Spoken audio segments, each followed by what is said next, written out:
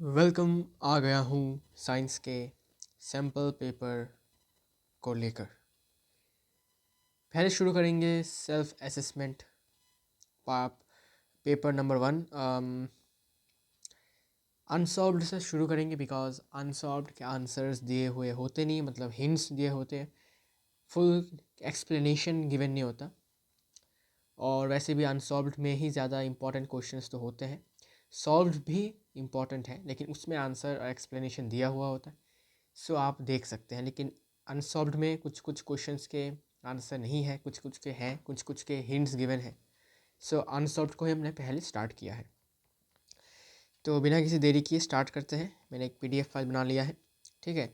इसमें already answers किया हुआ है कुछ कुछ के, और कुछ कुछ के आंसर्स मैंने नहीं किया बिकॉज वैसे तो मैं फिज़िक्स और केमिस्ट्री दोनों का ही सॉल्व करूँगा, बायोलॉजी को छोड़कर। तो चलिए शुरू करते हैं देन।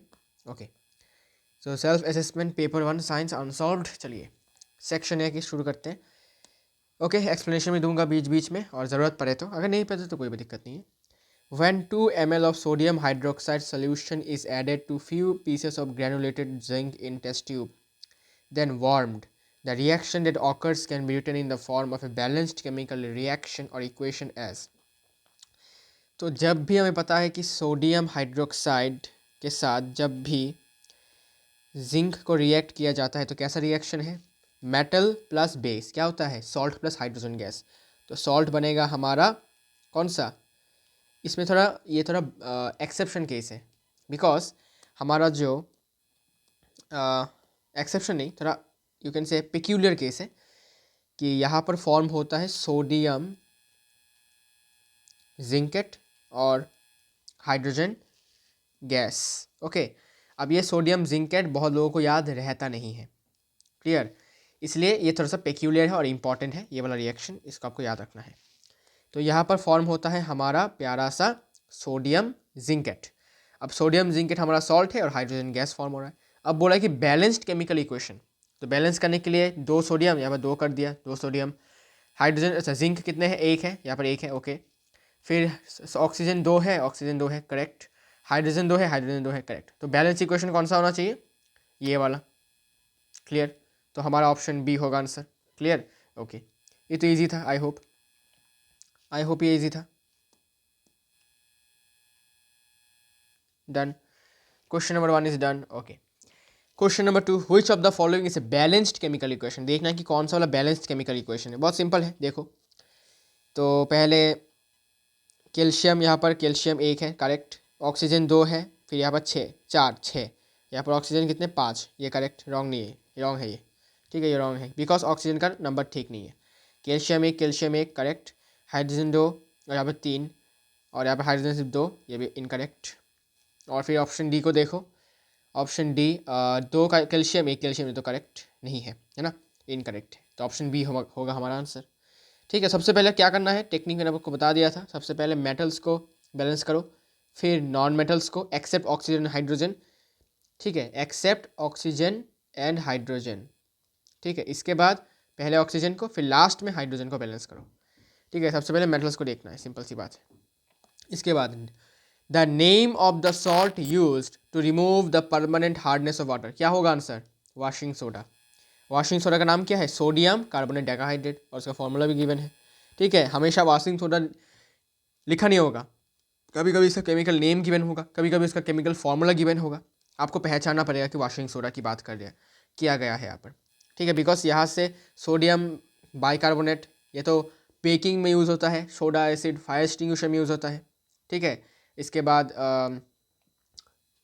हमारे एंटाइसिड के हिसाब से यूज़ होता है, हमारे पेट में अगर इंडाइजेशन होता है तो हम यूज़ करते हैं इसको। और ये तो कैल्शियम सल्फेट हेमीहाइड्रेट, ये तो हमारा प्लास्टर ऑफ पेरिस है। और सोडियम क्लोराइड क्या है, नमक है, ठीक है। तो परमानेंट हार्डनेस जो रिमूव करता है वो होता है अपना वॉशिंग सोडा, ठीक है। इसको लेकर एक टॉपिक मैंने आपको पढ़ाया था एसिड बेस में, अगर आपको चाहिए तो फिर से वीडियो देख सकते हो, ठीक है। बिकॉज हमारा हमारा जो अभी यहाँ पर रिविजन हो रहा है, यहाँ पर हमें कॉन्सेप्ट्स को एक बार फिर से रिकैप करना है, ठीक है, फिर से पढ़ना नहीं है, रिकैप करना है, सिंपल सी बात है, ठीक है। तो फटक से आंसर आना चाहिए।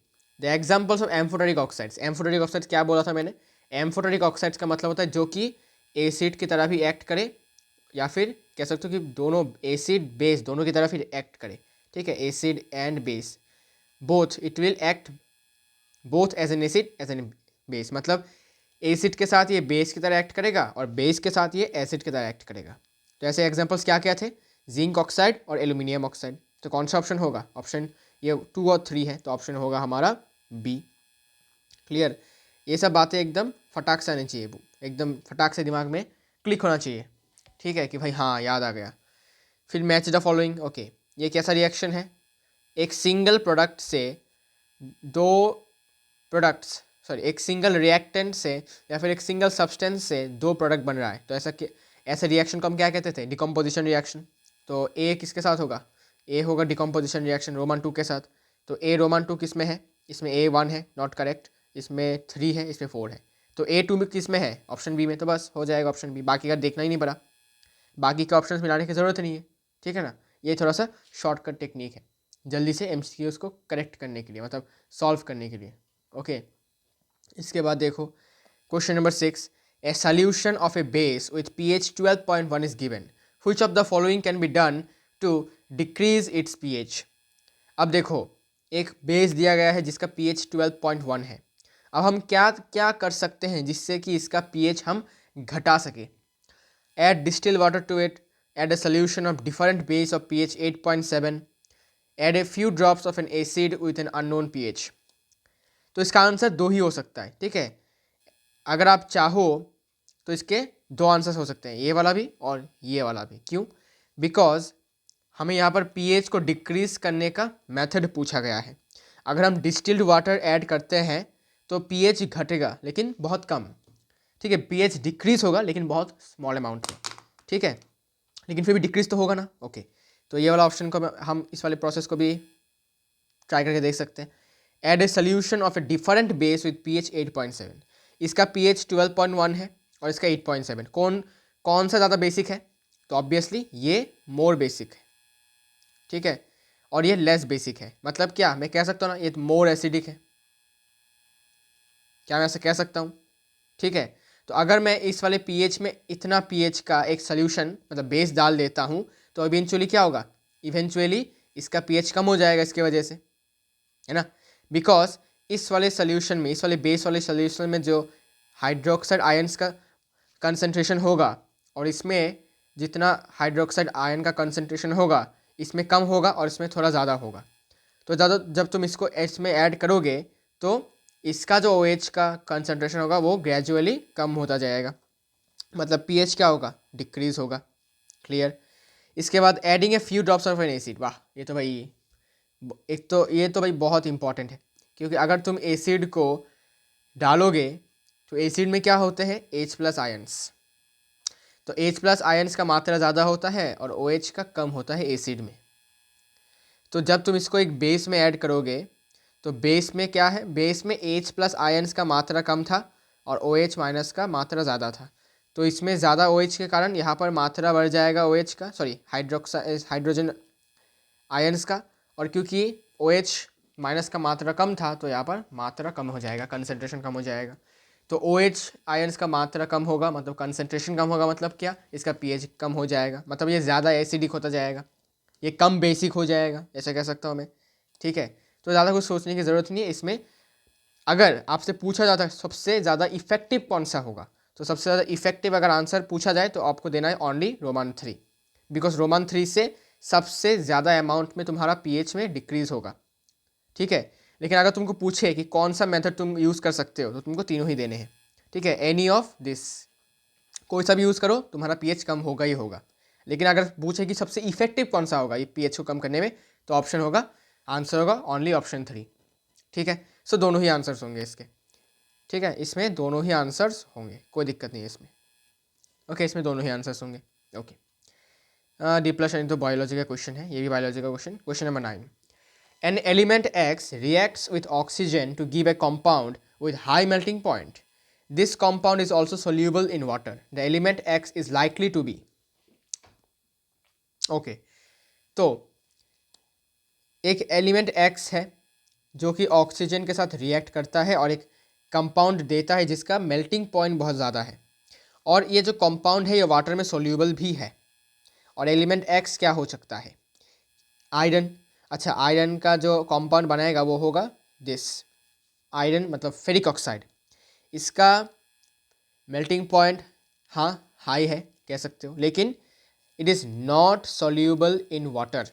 It is not soluble in water, तो ये वाला ऑप्शन नहीं होगा, option A cancel. Carbon. Carbon जब तुम ऑक्सीजन के साथ रिएक्ट करवाते हो तो कार्बन डाइऑक्साइड गैस बनता है, लेकिन ये गैस जो है वाटर में सोल्यूबल नहीं होता, it is not soluble. Clear? तो ये वाला ऑप्शन भी नहीं होगा। फिर सिलिकॉन। सिलिकॉन क्या है? एक एलिमेंट है, ठीक है ना? ओके, सिलिकॉन का एटॉमिक नंबर है 14। ओके, अच्छा, तो जब तुम इसके साथ ऑक्सीजन को रिएक्ट करवाओगे तो ये यू कैन से एक कंपाउंड देता है सिलिकॉन डाइऑक्साइड, जो है सैंड। और आपको पता है सैंड वाटर में सोल्यूबल नहीं है ना? जब भी तुम सैंड, मतलब जिसे हम कहते हैं रेत रेत को जब हम पानी में डालते हैं तो वो पानी में सोल्यूबल नहीं होता है, ठीक है, एक कॉलोइडल सोल्यूशन बन जाता है ना? So this is also not the correct option. So जो बाकी रह गया वही होगा हमारा आंसर, कैल्शियम होगा। ठीक है, कैल्शियम ऑक्साइड बनता है जिसका मेल्टिंग पॉइंट हाई है, और कैल्शियम ऑक्साइड पानी में डिजॉल्व होकर तुमको मिल जाता है क्या? कैल्शियम हाइड्रोक्साइड, जिसे हम कहते हैं लाइम वाटर या फिर कह सकते हो स्लेक्ट लाइम। ठीक है भाई, तो ऑप्शन होगा सी, सॉरी ऑप्शन होगा बी, कैल्शियम। ओके, इसके बाद यहाँ पर और कोई क्वेश्चन है क्या? ये तो बायोलॉजी के क्वेश्चन है, ये भी बायोलॉजी के क्वेश्चन है। Okay, 13 number, the frequency of AC in some countries is 60 hertz, what does this mean? मैंने बताया था कि फ्रीक्वेंसी 60 हर्ट्ज का मतलब क्या? Frequency 60 hertz means number of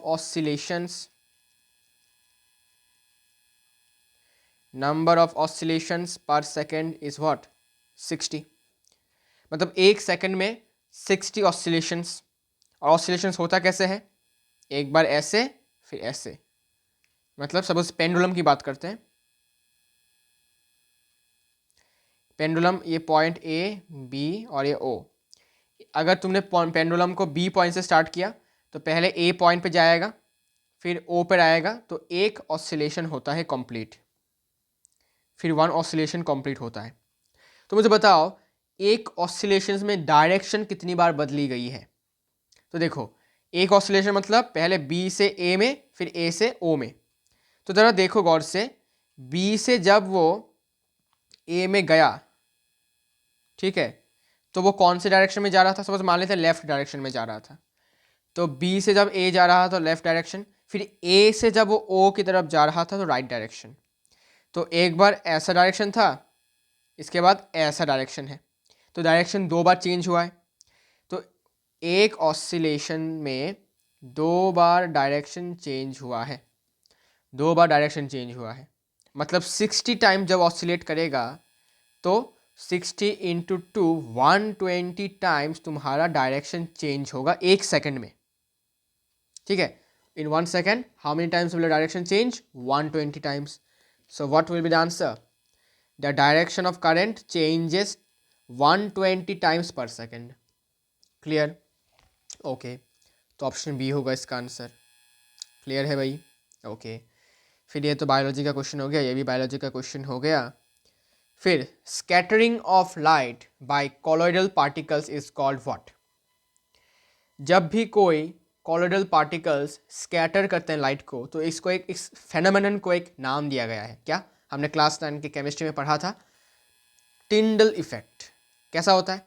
जब तुम एक कॉलोइडल सोल्यूशन से, सपोज ये कॉलोइडल सोल्यूशन है, इसके अंदर से जब तुम एक बीम ऑफ लाइट को भेजते हो तो वो बीम ऑफ लाइट उस वाले कॉलोइडल सोल्यूशन के अंदर से विजिबल हो जाता है। मतलब तुमको दिखाई देगा कि जो बीम ऑफ लाइट है वो इस पाथ को, या फिर कैसे इस पाथ से जा रहा है सॉल्यूशन के अंदर से। ठीक है, ठीक है, एक एक्सपेरिमेंट भी था क्लास 9 में, एक टॉर्च के मदद से यहाँ से, ठीक है, बीम ऑफ लाइट भेजा गया, तो सॉल्यूशन के अंदर से उसका path of light, you can से इट्स पाथ वाज विजिबल। और इस इफेक्ट को हम कहते हैं, या फिर इफेक्ट को कहते हैं टिंडल इफेक्ट। जैसे कि अगर आप एक घर पे, ठीक है, सपोज एक घर है, ठीक है, ये विंडो है, ये विंडो है। तो यहाँ से सूरज की किरणें घर के अंदर आ रही हैं।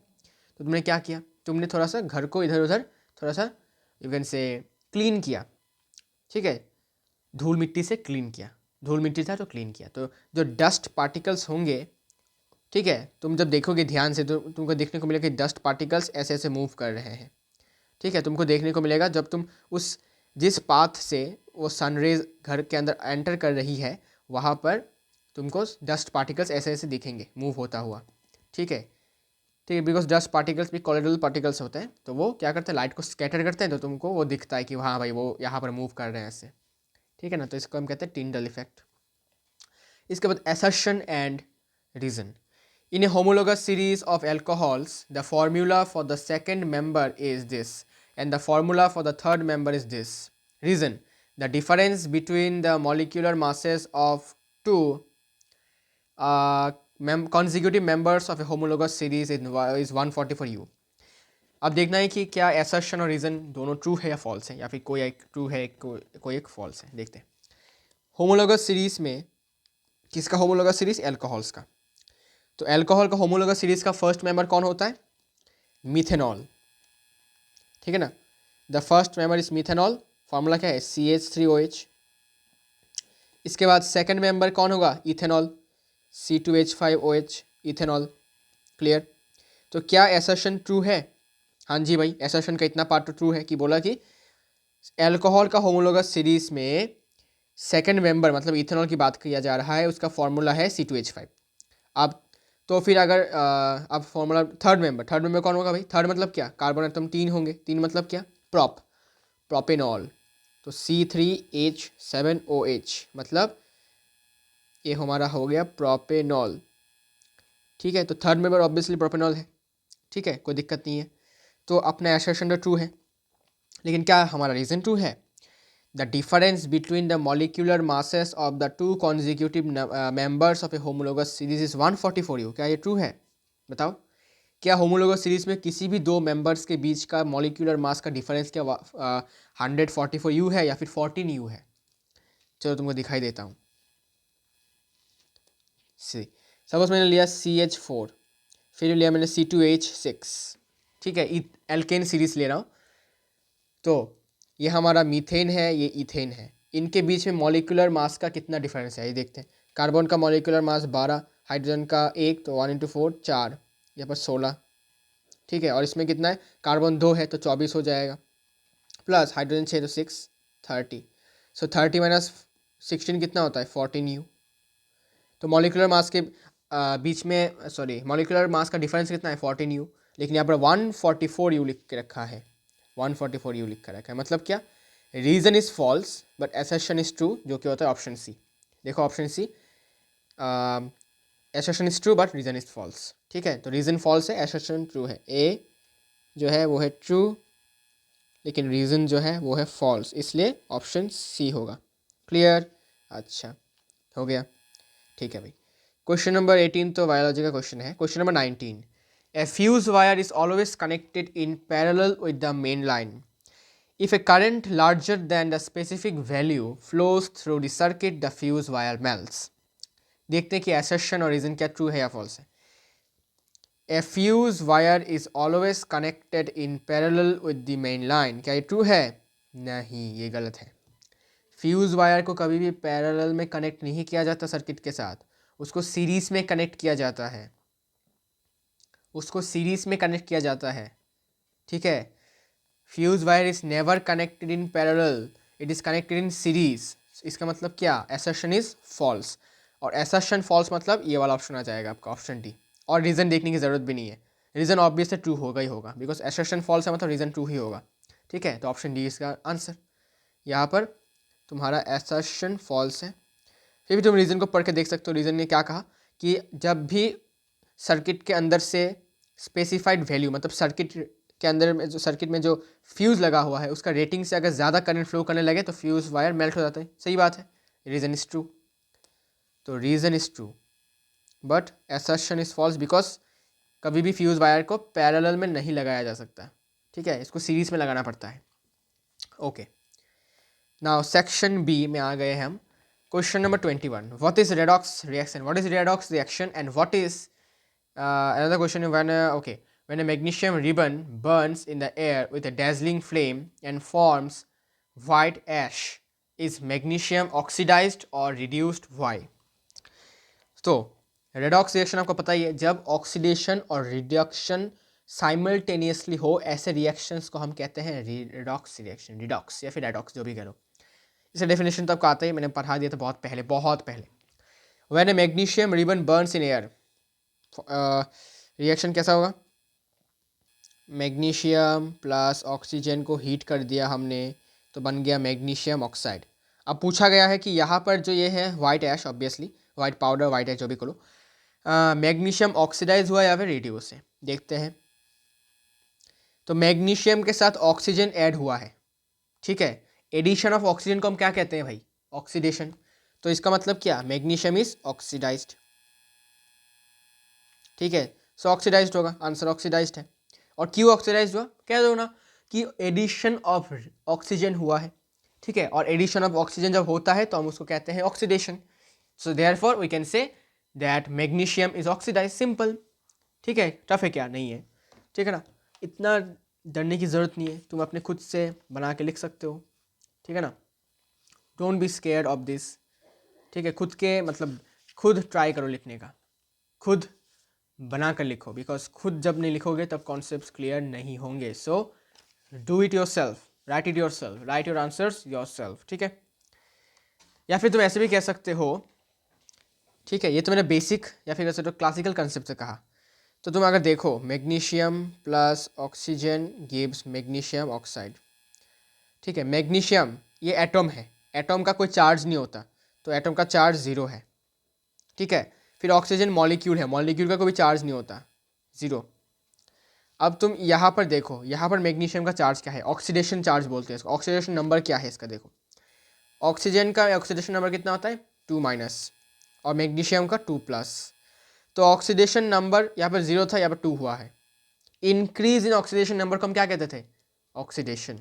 तो यहाँ पर मैग्नीशियम ऑक्सीडाइज हुआ है, मतलब तो ऐसे भी कह सकते हो कि मैग्नीशियम ने ऑक्सीजन, ठीक है, मैग्नीशियम ने क्या किया?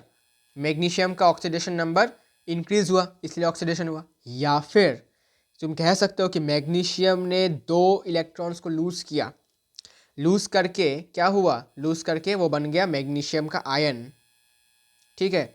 मैग्नीशियम का आयन बना, किसके साथ बना? ऑक्सीजन के साथ, ठीक है। क्यों? बिकॉज ऑक्सीजन ने क्या किया? ऑक्सीजन ने वही जो दो इलेक्ट्रॉन मैग्नीशियम ने लूज किया, वो 2 इलेक्ट्रॉन ऑक्सीजन ने गेन किया, तो वो ऑक्टेट बन गया और मैग्नीशियम भी ऑक्टेट बन गया और बन गया एक आयोनिक बॉन्ड मैग्नीशियम ऑक्साइड। और इसलिए इसमें मैग्नीशियम का क्या हुआ? मैग्नीशियम ने इलेक्ट्रॉन लूज किया, और जब भी हम लॉस ऑफ इलेक्ट्रॉन को क्या कहते हैं? ऑक्सीडेशन। तो तीनों कॉन्सेप्ट से आप इसका आंसर दे सकते हो, ठीक है। लेकिन आप बेसिक आंसर दे सकते हो कि addition of oxygen, simply oxidation हुआ, बस, और कुछ नहीं, ओके। अब देखो, a light ray enters from medium a to B and moves from water to air.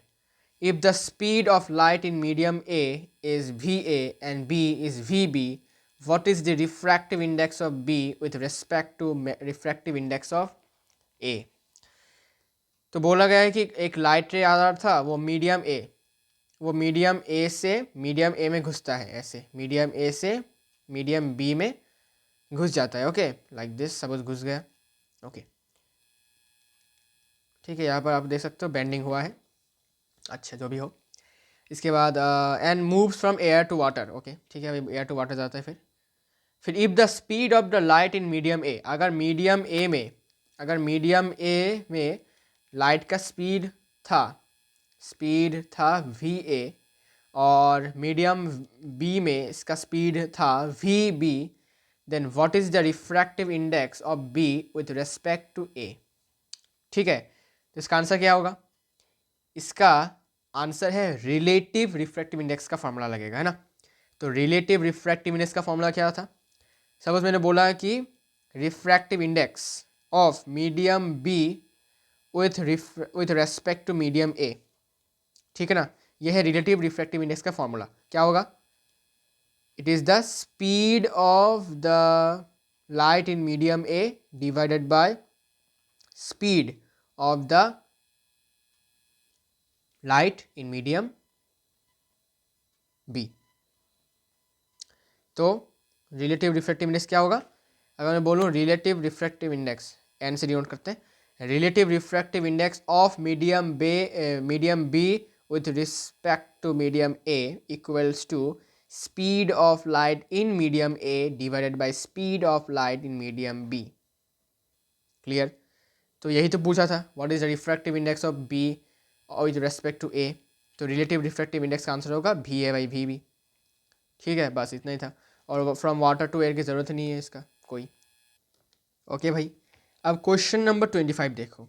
Find the current drawn from the battery by the network of 4 resistors shown in the figure. बताओ भाई कैसा होगा? यहाँ पर solve कर दूँ क्या? यहाँ पर सॉल्व कर देता हूँ। सो ठीक है, दिखाई देगा। नाउ करंट कहाँ से आ रहा है देखो पहले तो। ये है पॉजिटिव टर्मिनल, ये नेगेटिव टर्मिनल। पॉजिटिव टर्मिनल से करंट निकला निकला निकला यहाँ पर आया। ठीक है, फिर करंट यहाँ पर से कुछ करंट गया, यहाँ पर से कुछ करंट गया। ठीक है, लेकिन क्योंकि ठीक है इस रास्ते में भी रेजिस्टेंस नहीं है, ठीक है, और इस रास्ते में भी कोई रेजिस्टेंस, इन दोनों से सेम अमाउंट में करंट जाएगा। ठीक है, ऐसा हो भी सकता है कि यहाँ से जा ही नहीं करंट। ठीक है, कोई कुछ भी हो सकता है। तो गया गया गया करंट गया, यहाँ से भी गया करंट, यहाँ से भी गया करंट। अब यहाँ पर जाने के बाद असली में करंट डिवाइड होगा। यहाँ से I1 करंट जाएगा, यहाँ से I2 करंट जाएगा। गया गया गया I1 करंट गया, I1 करंट गया, यहाँ से भी I1 करंट जा रहा है। गया गया गया गया गया, यहाँ से भी I1 करंट जा रहा है। गया गया गया गया गया, फिर यहाँ पर आके फिर ऐसे घूम के, यहाँ से घूम के फिर बैटरी में घुस गया करंट, I1 करंट। और I2 करंट यहाँ से गया गया गया गया गया, फिर ऐसे घूम के फिर से वो भी चला गया सेल के अंदर, बैटरी के अंदर। ओके, तो गौर से देखो, यहाँ से I1 करंट गया, तो जिसमें I1 करंट गया सेम करंट गया वो सारे के सारे सीरीज में। जिन में सेम करंट गया वो सारे के सारे सीरीज में। और जिन में I2 करंट गया, ठीक है, वो क्या होगा, उनके साथ अलग होगा। बिकॉज सेम करंट नहीं होता है, मतलब क्या, पैरेलल में है। बिकॉज पैरेलल में सेम करंट नहीं जाता। तो जिन में सेम करंट गया वो सीरीज में, और जिन में सेम करंट नहीं गया वो पैरेलल में। सिंपल। तो ये रेजिस्टेंस, ये रेजिस्टेंस, ये रेजिस्टेंस सीरीज में, और इनका जो इफेक्टिव रेजिस्टेंस होगा या फिर इक्विवेलेंट रेजिस्टेंस होगा उसके साथ ये वाला रेजिस्टेंस पैरेलल में। तो फिर हमारा आंसर आ जाएगा टोटल इफेक्टिव रेजिस्टेंस। आइए देखते हैं। सो RS 10 + 10 + 10 इक्वल्स टू 30 ओम। ठीक है, इसके साथ ये वाला रेजिस्टेंस क्या है, पैरेलल में है। सो RP equals to 30 × 10/30 + 10, 30 + 10, so 300/40, 0 0 cancel, 15/2। So effective resistance क्या है, मतलब total resistance of the circuit क्या है, 15/2 ओम। और बैटरी है 3 वोल्ट्स, तो टोटल करंट निकाल सकते हैं हम using ohm's law. So V equals to IR। ठीक है, यहाँ से I हो जाएगा क्या, I हो जाएगा V/R। वोल्टेज है 3 और ये है 15/2। क्लियर? सो इसके बाद इसको उल्टा कर देते हैं, तो 2/15। सो ये और ये cancel, 2/5। 2/5 ampere is the answer. Clear? तो इसका आंसर हो गया 2/5 एम्पियर। ठीक है, आई होप दिख रहा होगा। Okay, Priel draws magnetic field lines close to the axis of a current carrying circular loop. As she moves away from the center of the circular loop, she observes that the lines keep on diverging. Okay, explain the reason for her observations. Write 2 properties of magnetic field lines. Okay, देखते हैं इसका answer क्या है। ठीक है, समझते हैं इसका आंसर क्या हो सकता है। तो आइए देखो, तो सर्कुलर लूप्स बोला कि डाइवर्ज क्यों हो रहा है, जब वो centre of the circular loop से दूर जा रही है। तो सपोज ये हमारा एक सर्कुलर यू कैन से लूप है। इसमें इसमें आपको पता है कुछ ऐसे बनता है ना, ऐसे हमारा मैग्नेटिक फील्ड बनता है, और इस साइड में भी ऐसे ही ऐसे बनता है, और बीच में से मिडिल में ऐसा स्ट्रेट लाइन जाता है। ओके, तो सपोज वो यहाँ पर सर्कुलर लूप के एकदम बीच में है, ठीक है, ऐसे बीच में है, तो वो ऐसे ऐसे दूर जा रही है, दूर जा रही है, ठीक है, दूर जा रही है। ओके, तो जब वो दूर जाएगी तो ये जो मैग्नेटिक फील्ड लाइन से और डाइवर्स होता रहेगा।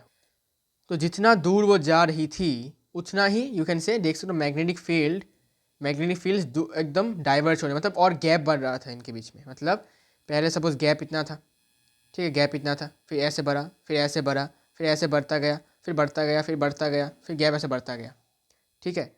तो ऐसे गैप क्या हुआ, बढ़ता गया।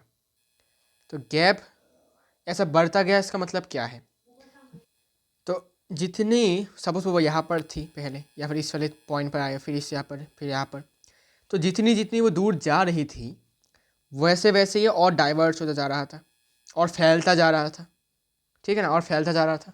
तो ऐसा क्यों हो रहा था, आपको पता है कि जितना मैग्नेटिक फील्ड के सोर्स से, ठीक है, जितना दूर आप जाते जाओगे, जाते रहोगे, जाते रहोगे, जाते रहोगे, उतना क्या होता है, मैग्नेटिक फील्ड्स और डाइवर्स होते रहेंगी। मतलब क्या, उनके बीच का जो यू कैन से स्ट्रेंथ है वो कम होता जाएगा, कम होता रहता है भी कह सकते हो आप, ठीक है। जितना दूर जाते रहोगे आप, एक बार मैग्नेट की बात कर लेते हैं। देखो ये बार मैग्नेट है, ऐसे ऐसे फिर ऐसे, ठीक है ना। अच्छा रुको थोड़ा और काम करता हूँ, ऐसे फिर ऐसे, ठीक है ना, फिर ऐसे फिर ऐसे, ठीक है ना, तो फिर ऐसे। तो पहले गैप देखो इतना, पहले गैप इतना बढ़ गया, फिर गैप बढ़ गया, बढ़ गया ऐसे। तो जितना दूर जाते रहोगे एक मैग्नेट से या फिर मैग्नेटिक फील्ड से, तो उतनी ही मैग्नेटिक फील्ड लाइन्स डाइवर्ज होती रहेंगी, मतलब एक दूसरे से और ज़्यादा क्या होगा, फैलता रहेगा, और ज़्यादा दूर जाता रहेगा। मतलब strength of the magnet, you can say magnetic strength will become more and more weaker, ठीक है। तो यही कारण है उसके ये सब डाइवर्जिंग देखने का कारण, पीछे का कारण यही है, ठीक है। क्योंकि जितना तुम दूर जाओगे, सपोज तुम एक स्पीकर के सामने हो, ठीक है, एक स्पीकर है, ठीक है, एक स्पीकर है। तो पहले साउंड मस्त आ रहा था स्पीकर से, तुम एकदम पास खड़े थे यहाँ पर। फिर जितना तुम दूर जा रहे थे स्पीकर से जितना दूर जा रहे थे, उतना ही स्पीकर का साउंड कम आता जा रहा था, मतलब एकदम कम होता जा रहा था, फेड हो जा रहा था। इसका मतलब क्या, कि जितना पास रहोगे उतना ज़्यादा तुमको ज़्यादा सुनाई देगा गाना, और जितना दूर जाते रहोगे उतना कम सुनाई देगा तुमको। मतलब धीरे धीरे उसका क्या हो रहा है, वो साउंड तुमको नहीं पहुंच रहा है, मतलब उसका स्ट्रेंथ कम हो रहा है, इंटेंसिटी कम हो रहा है, ठीक है ना। इंटेंसिटी मतलब साउंड एनर्जी फ्लोइंग थ्रू एक यू कैन से एरिया पर सेकेंड या फिर पर यूनिट टाइम, ठीक है। सो जितना दूर जाते रहोगे उतने मैग्नेटिक फील्ड्स डाइवर्ट होते रहेंगे, मतलब दूर फैलता रहेगा। तो प्रियल जितनी दूर जा रही थी उसको उतना ही you can say magnetic field divert होता रहा, दिख रहा था। मतलब क्या, कि धीरे धीरे मैग्नेटिक फील्ड का स्ट्रेंथ कम होता जा रहा था। तो यही है इसका रीज़न, ठीक है। Now write two properties of magnetic field lines, पता है आपको क्या होता है, क्लोज्ड कर्व्स होते हैं, ठीक है, क्लोज्ड कर्व्स होते हैं, और यू कैन से पोल में ज़्यादा क्राउडेड होते हैं और बाकी जगह पर लेस क्राउडेड होते हैं। या फिर कह सकते हो कि कभी भी एक दूसरे को इंटरसेक्ट नहीं करते हैं, या फिर कह सकते हो कि नॉर्थ से साउथ में जाते हैं आउटसाइड द मैग्नेट, और अंदर साउथ टू नॉर्थ, ठीक है। बहुत सारे प्रॉपर्टीज़ हैं मैग्नेटिक फील्ड लाइंस के। तो ये तो हो गया, ठीक है भाई, ये तो अपना हो गया। चलिए, तो ये हो गया अपना और वाला क्वेश्चन भी पार्ट हो गया। इसके बाद बायोलॉजी का क्वेश्चन है, हाँ। Given below are the steps for the extraction of copper from its ore, write the chemical equation of the reactions involve in each case, ठीक है। बताया था आपको मैंने मेटलर्जी में कि कैसे रोस्टिंग किया जाता है हमारे कॉपर सल्फाइड को। तो पहले क्या किया जाता है कि कॉपर, ठीक है, कॉपर के ओर को जिसको हम कहते हैं, ये हमारा है क्या, कॉपर ग्लैंस, है ना, ये हमारा कॉपर ग्लैंस है। ओके, कॉपर ग्लैंस, जब तुम यहाँ पर इसके साथ ऑक्सीजन ऐड करके, मतलब कह सकते हो कि ऑक्सीजन के प्रेजेंस में हीट दोगे, तो रोस्टिंग करके तुमको देगा cuprite plus sulphur dioxide gas.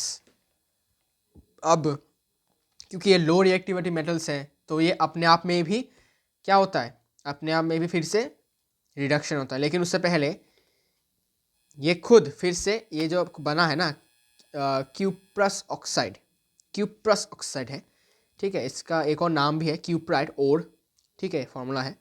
तो क्यूप्राइड ओर है, अच्छा जो भी हो। तो ये जो है ये फिर से रिमेनिंग इसके साथ रिएक्ट करता है, रिमेनिंग इसके साथ फिर से रिएक्ट करके तुमको फिर से कॉपर देगा और सल्फर डाइऑक्साइड गैस बाहर निकालेगा, ठीक है। तो इसको हम कहते हैं ऑटो रिडक्शन या फिर सेल्फ रिडक्शन, ठीक है। तो ये सिर्फ लो रिएक्टिविटी मेटल्स में देखने को मिल देगा। तो देखो वो देखो reduction of copper oxide with copper sulphide, ये देखो रोमन 1 वाला इक्वेशन ये, फिर रोमन 2 वाला इक्वेशन ये, देखो, ठीक है। रिकैप कर लो, ठीक है, करवाया है मैंने। फिर इलेक्ट्रोलाइटिक रिफाइनिंग किसका, कॉपर का। कैसे होता है कि एक इलेक्ट्रोलाइटिक टैंक में यहाँ पर एनोड, यहाँ पर कैथोड, बैटरी से जोड़ दिया कुछ कुछ कुछ करके। फिर एनोड में क्या किया जाता है, एनोड में इम्प्योर ब्लॉक ऑफ कॉपर और कैथोड में thin strip of pure copper metal.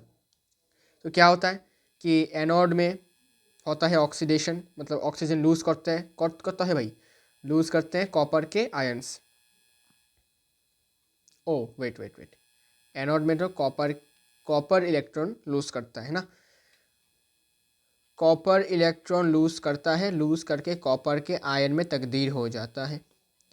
और वही कैथोड में क्या होता है, कैथोड में हमारा कॉपर के जो आयन्स होते हैं वो 2 इलेक्ट्रॉन्स गेन करके फिर से कॉपर एटम बन जाते हैं, ठीक है। बस ये आपको लिख के आना है, दोनों के दोनों लिख के आना है, कैथोड में क्या आ रहा है और एनोड में क्या आ रहा है। याद कैसे रखना है, कार आनो,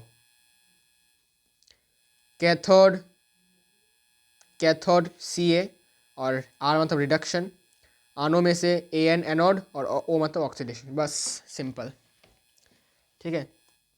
ओके क्लियर हो गया। मैं ज़्यादा इसमें और ज़्यादा सीरियसली इसको ले नहीं रहा हूँ बिकॉज ये ऑलरेडी करवाया हुआ है, इम्पॉर्टेंट है, इजी है, ठीक है। अगर टफ होगा तो मैं बता दूंगा। देखो identify the types of reactions mentioned above in 1 and 2 and give an 1 example for each of the type in the form of valence equation. Okay ये कौन सा टाइप है भाई, A + B + C, AC + B। तो क्या किया, A ने B को अपने कंपाउंड से बॉन्ड से हटाकर खुद बैठ गया और B को हटा दिया, तो इसको हम कहते हैं हम डिस्प्लेसमेंट रिएक्शन। और यहाँ पर देखो ABCD, C बैठ गया B को हटाकर A के साथ, और B जो है वो जाकर बैठ गया BD के साथ, D के साथ, है ना, और बन गया BD। तो डबल डिस्प्लेसमेंट का रिएक्शन है, कुछ तो बोल नहीं रहा हूँ मैं। और आपको क्या करना है कि डिस्प्लेसमेंट रिएक्शन का एक बैलेंस इक्वेशन देना है, कुछ भी दे दो भाई, copper sulphate plus iron gives iron sulphate means ferrous sulphate plus copper, बस हो गया, बैलेंस ही है ये। और डबल डिस्प्लेसमेंट रिएक्शन में lead nitrate plus potassium iodide gives potassium, sorry, lead iodide plus potassium nitrate. देखो भाई बैलेंस है कि नहीं, बैलेंस नहीं है तो 2 दे दो, हो गया balance. I hope so balance हो गया ना, नहीं यहाँ पर होगा, हो गया बैलेंस्ड, ठीक है। अच्छा इसके बाद क्वेश्चन नंबर 28 भी done. Now question number 29, what is the relation between magnetic field and electric field. ये कोई क्वेश्चन नहीं है भाई, ये गलत क्वेश्चन है। मैग्नेटिक फील्ड और इलेक्ट्रिक फील्ड के बीच में कोई रिलेशन नहीं है, ठीक है। ये पता नहीं भाई ओसवाल वालों ने क्या क्वेश्चन दे दिया पागलों की तरह, कोई बात नहीं, होता है, ठीक है। इतने इतने छपवाते वो, इस साल का तो पूरा MCQ गलत है उनका। इस साल में जो MCQ थे सबसे घिनौना, सबसे MCQ इन्होंने दिया है, इतना गलती है भाई MCQ में, ठीक है।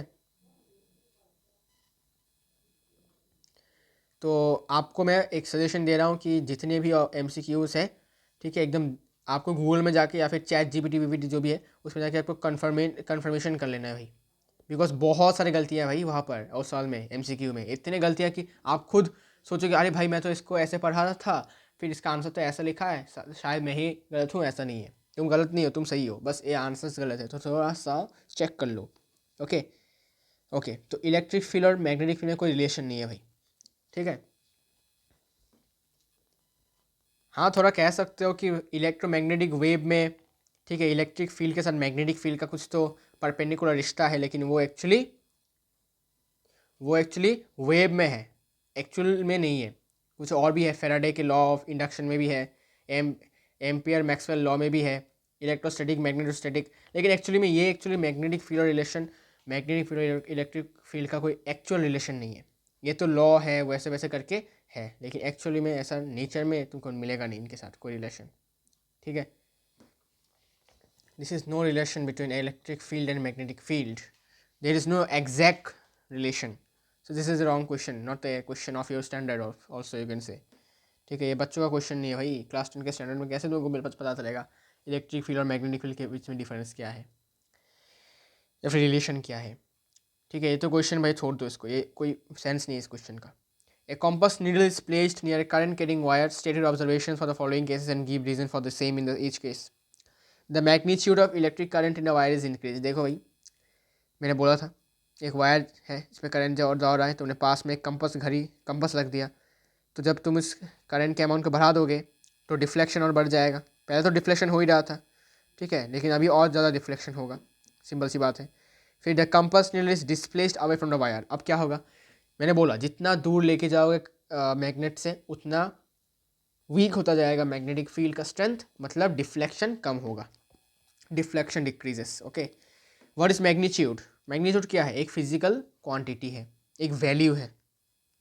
फिजिकल क्वांटिटी बोलना भूल होगा, ये एक कह सकते हो एक वैल्यू है, ठीक है। This is a value, magnitude is a value, value of anything. What is the magnitude of the क्या बोलो भाई, what is the magnitude of the, you can से, और क्या बोलूँ भाई इसको, एग्जांपल ले दो भाई कुछ भी, जैसे कि चेयर टेबल, ठीक है ना।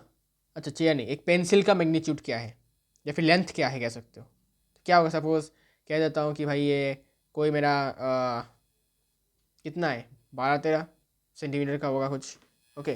तो हम कहते हैं मैग्नीट्यूड मतलब एक वैल्यू है, लेंथ हो गया, ब्रेथ हो गया, सारे के सारे मैग्नीट्यूड से, मतलब मैग्नीट्यूड मतलब एक वैल्यू है, सिंपल सी बात है, क्वांटिटी है, सिंपल सी बात है। करंट क्या है भाई, करंट क्या होगा भाई, कुछ करंट है क्या, करंट है क्या, क्या करंट है भाई, करंट क्या है बताओ, करंट क्या है? Rate of flow of energy या फिर charge, not energy sorry, charge, electric charge, negative charge, electrons जिसे हम कहते हैं, ठीक है, पर सेक्शन एक through a cross section of a conductor per second area, sorry per unit time, या फिर पर सेकेंड भी कह सकते हो भाई, यूनिट टाइम मतलब क्या, पर सेकेंड, पर मिनट, पर आवर, है ना। हाँ ठीक है भाई, तो ज़्यादा टाइम वेस्ट नहीं करेंगे इसमें, ठीक है। ऐसे बच्चे जैसे क्वेश्चंस को हम सॉल्व करते हैं, ज़्यादा टाइम वेस्ट नहीं करने, है ना, वेस्ट नहीं करेंगे, ठीक है। व्हाट इज करंट भाई, rate of flow of charge through any cross section of a conductor पर unit time is called current, ठीक है। अब करंट है और इलेक्ट्रिक करंट है, ठीक है,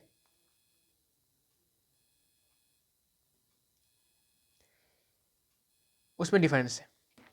करंट मतलब rate of flow of charge, ठीक है, पर यूनिट टाइम, और इलेक्ट्रिक करंट मतलब through any cross section of a conductor, वो इंक्लूड करना पड़ेगा, और बाकी का सेम, पर यूनिट टाइम कितना चार्ज फ्लो कर रहा है, okay.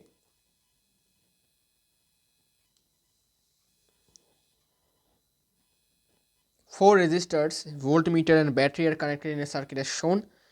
What is the net resistance in the circuit? Okay, आइए इसको सॉल्व किया जाए।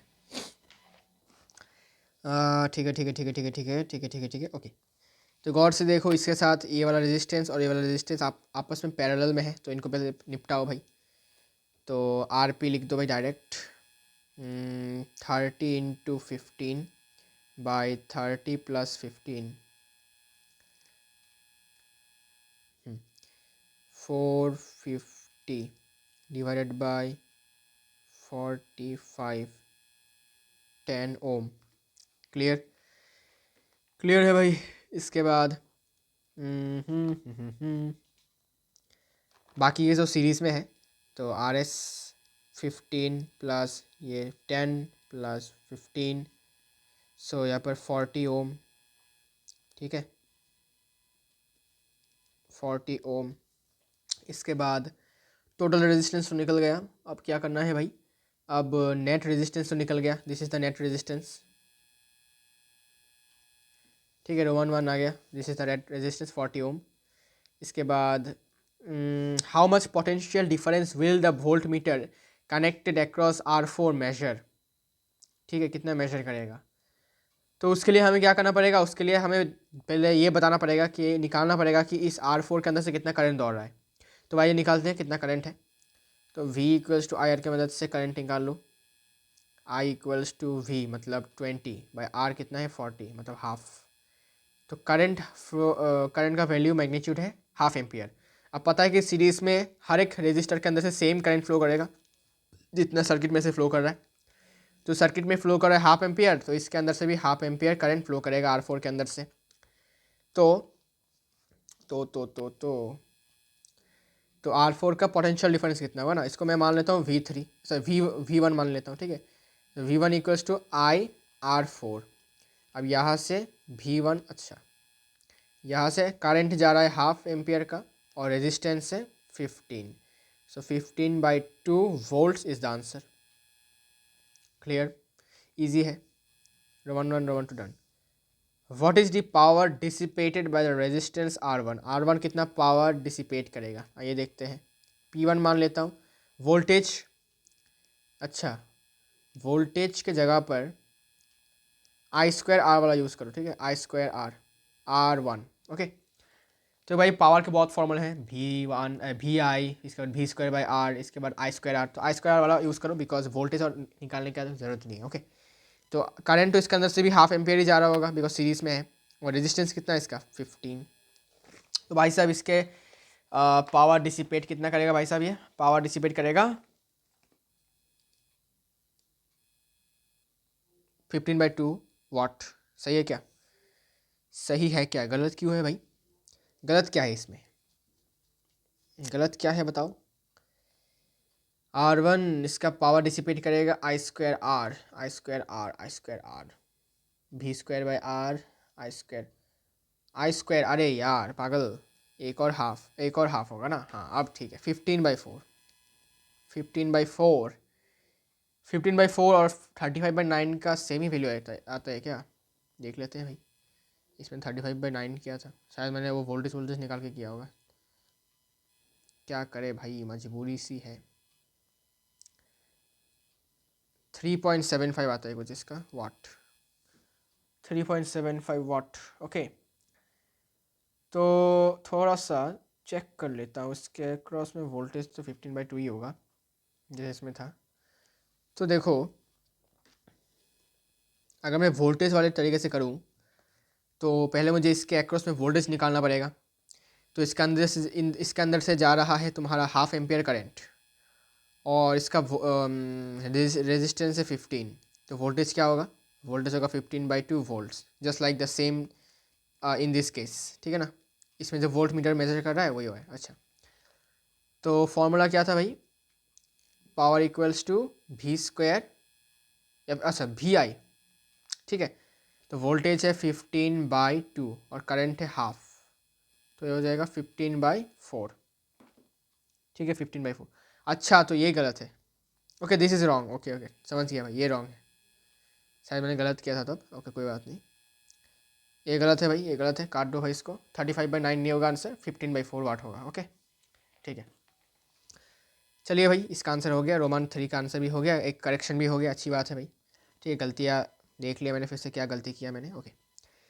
अच्छा अब if R3 is removed will the net current in the circuit increase और डिक्रीज और remain the same, justify your answer. अगर हम R3 को रिमूव कर दे तो नेट करंट जो होगा सर्किट में बढ़ेगा या घटेगा या फिर सेम रहेगा, जस्टिफाई करो तुम्हारा आंसर।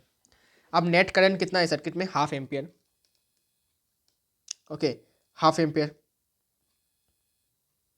क्लियर, हाफ एम्पियर है। तो अगर मैं R3 को रिमूव करूँगा, अच्छा हम काम करते हैं, देखो करंट वाले निकालने की ज़रूरत नहीं है। टोटल रेजिस्टेंस देखो सर्किट का कितना है, जब R3 है तब टोटल रेजिस्टेंस है 40 ओम।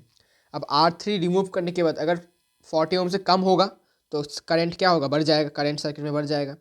और अगर 40 एम्पियर से ज़्यादा, सॉरी 40 ओम से ज़्यादा रेजिस्टेंस हो जाता है तो करंट डिक्रीज़ होगा।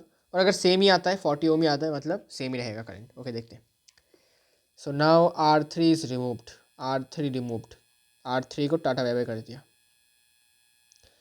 तो टोटल रेजिस्टेंस क्या होगा, सब कुछ सीरीज में हो जाएगा। सो 10 प्लस और सॉरी 15 प्लस 30 प्लस 15 कितना होगा रे? 60 ओम। 60 ओम। तो क्योंकि रेजिस्टेंस पहले से बढ़ गया, देखो पहले रेजिस्टेंस था 40 ओम, अब रेजिस्टेंस है 60 ओम। ठीक है, मतलब अभी क्या करेगा, अभी ज़्यादा रुकावट है, ज़्यादा रुकावट है रास्ते में, तो ज़्यादा रुकावट मतलब क्या, करंट कम फ्लो करेगा, मतलब हाफ एम्पियर से भी कम करंट फ्लो करेगा, सो इट विल डिक्रीज। ठीक है, so it will decrease. Justify answer कर देना भाई। ठीक है, लिख देना कि रेजिस्टेंस पहले इतना था, अभी इतना बढ़ गया है, तो रेजिस्टेंस बढ़ जाने से करंट घट जाएगा बस। Okay 33, what is the heating effect of electric current? भाई लिख देना भाई जूल्स लॉ। जूल्स लॉ लिखने के बोला गया, अच्छा जूल्स लॉ तो लिखने के लिए बोला गया, हीट प्रोड्यूस, अच्छा लिखने के लिए बोला गया, right the expression for the amount of heat produce in, joules law लिख देना भाई आपको, I²RT। ठीक है, अब रोमन वन में क्या लिखोगे, हीटिंग इफेक्ट। हीटिंग इफेक्ट कब बनता है, जब जब एक सर्किट में एक रेजिस्टेंस से करंट फ्लो करता है, तो वो रेजिस्टेंस क्या होता है, उस रेजिस्टेंस के अंदर सॉरी उस यू कैन से एलिमेंट के अंदर से जब इलेक्ट्रॉन्स फ्लो करते हैं, तो उनके अंदर उनके बीच में कोलिशंस होता है, जिस कोलिशंस के वजह से हीट प्रोड्यूस होता है, बिकॉज फ्रिक्शन प्रोड्यूस होता है ना, कोलिशन मतलब धक्का मुक्की होगा, तो फ्रिक्शन होगा, तो फ्रिक्शन की वजह से यू कैन से हीट प्रोड्यूस होता है। ठीक है, उसी को हम कहते हैं heating effect of electric current, और ये तब होगा जब इलेक्ट्रिक करंट फ्लो करेगा सर्किट में से, बिना इलेक्ट्रिक करंट फ्लो किए ये हीट प्रोड्यूस नहीं होता। ठीक है, नोट्स में है, मैंने आपको दे के रखा है भाई, वो से देख लेना एग्जैक्ट डेफिनेशन, मैंने बस समझाने के लिए बोला। That an expression for the amount of heat produce in a resistor, लिख देना भाई। 33 का ए तो आपको आता ही है। ठीक है, 33 का ए तो आपको आता ही है, लिख देना। हीटिंग इफेक्ट, हीट प्रोड्यूस होने के भाई बहुत सारे फॉर्मूलेस हैं, I²RT, V²T/R, इसके बाद I²RT, हाँ VIT, बहुत सारे हैं भाई। ठीक है, हीट निकालने के बहुत सारे फॉर्मूले हैं, तो तुम कोई सा भी देख लेना, एक लिख देना भाई, तो तीनों के तीनों ही लिख देना भाई, सेफ हैंड्स हो जाओ, तीनों के तीनों लिख देना। लेकिन सबसे बेस्ट होगा तुम जूल्स लॉ वाला लिखो, H=I²RT, ये वाला लिखना। ठीक है, name two appliances based on heating effect of electric current, बहुत ईजी है भाई, इलेक्ट्रिक गीजर लिख दो,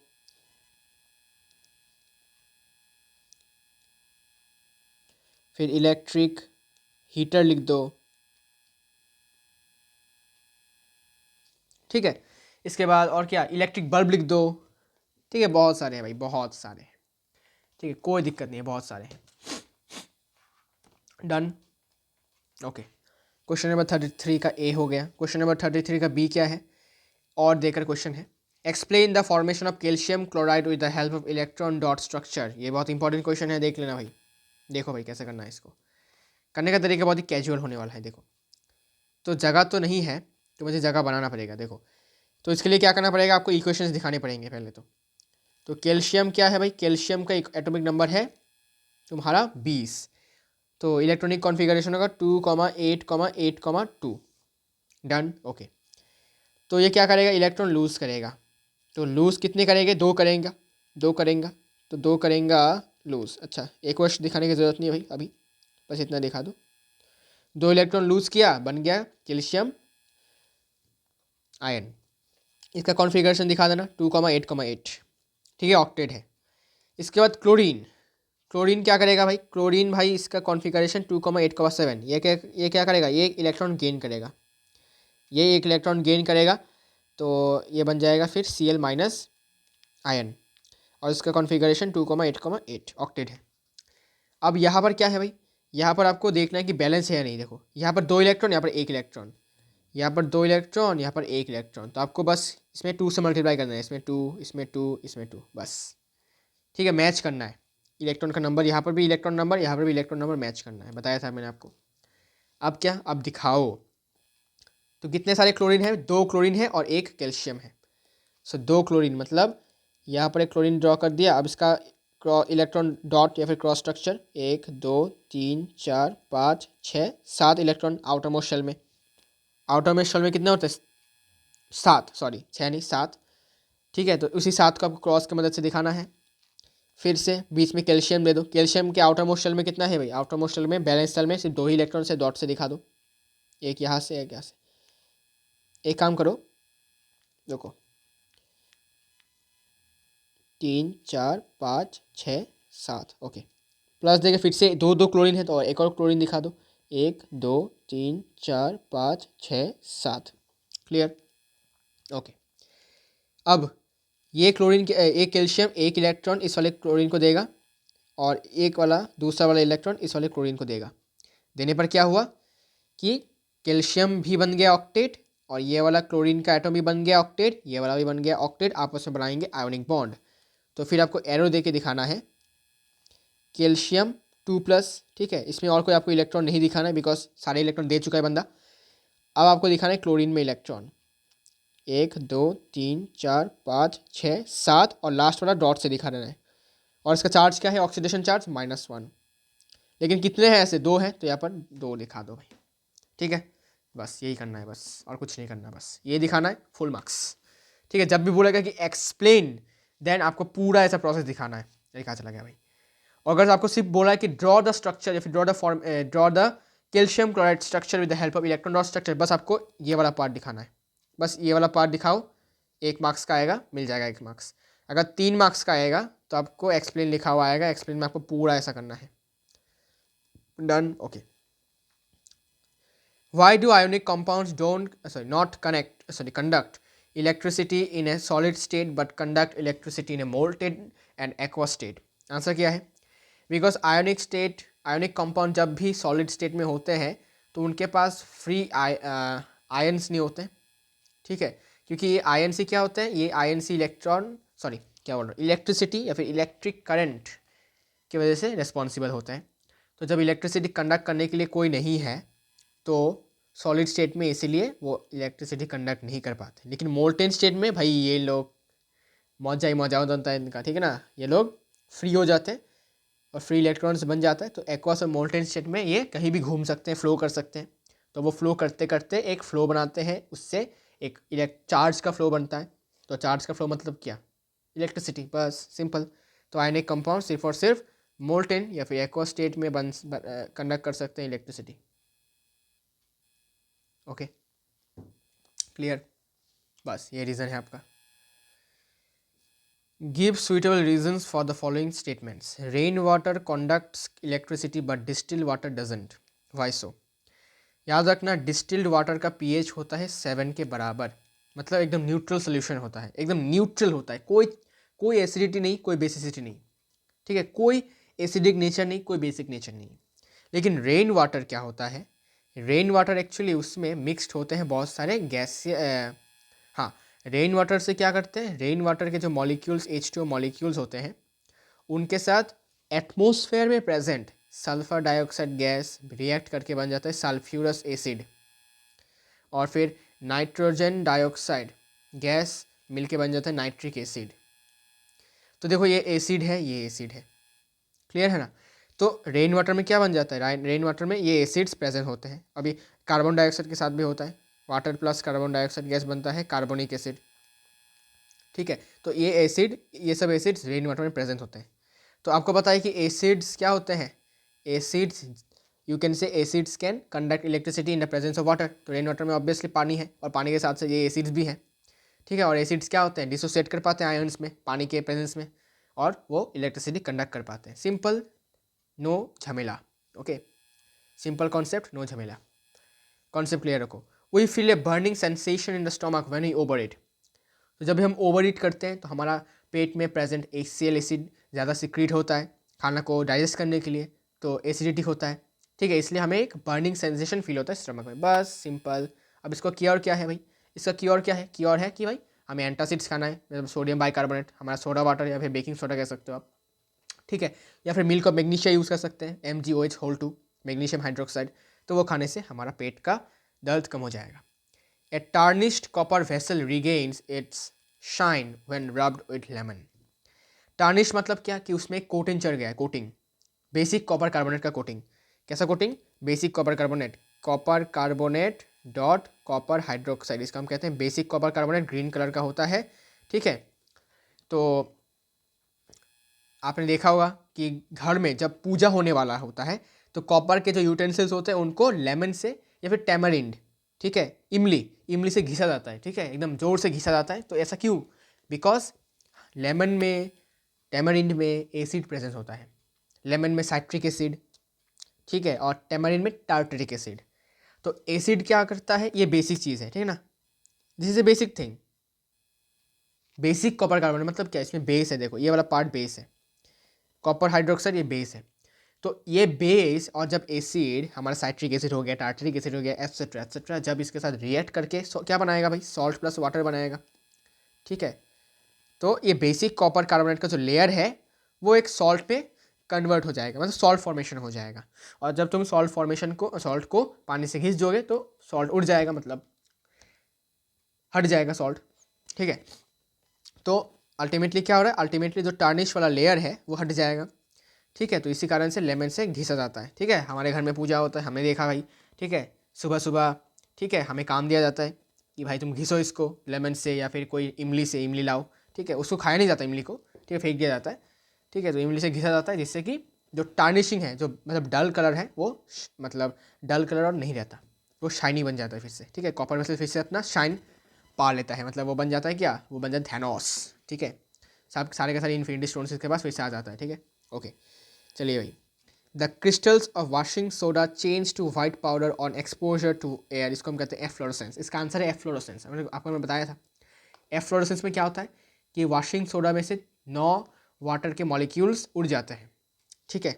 how this, sodium carbonate decahydrate जब तुम एकदम ओपनर में रख दोगे तो एफ्लोरेसेंस होकर Na2CO3 डॉट H2O रहता है प्लस 9H2, ये हवा में उड़ी उड़ी जाए हो जाता है, ठीक है, गैस बन जाते हैं, उड़ी उड़ी जाए होता रहता है ये लोग, ठीक है, क्लियर। बस इसको हम कहते हैं एफ्लोरेसेंस। अगर आप लिख देते हो कि एफ्लोरेसेंस होता है और फिर ब्रैकेट में लिख सकते हो, या फिर डेट इज लिख के लिख सकते हो कि ऐसा ऐसा होता है, तो फुल मार्क्स भाई। और डिफाइन यूनिवर्सल इंडिकेटर, बहुत सारे इंडिकेटर्स का मिक्सचर होता है, डाइज इंडिकेटर्स कलर्स का मिक्सचर होता है, ठीक है। For what purpose it is used.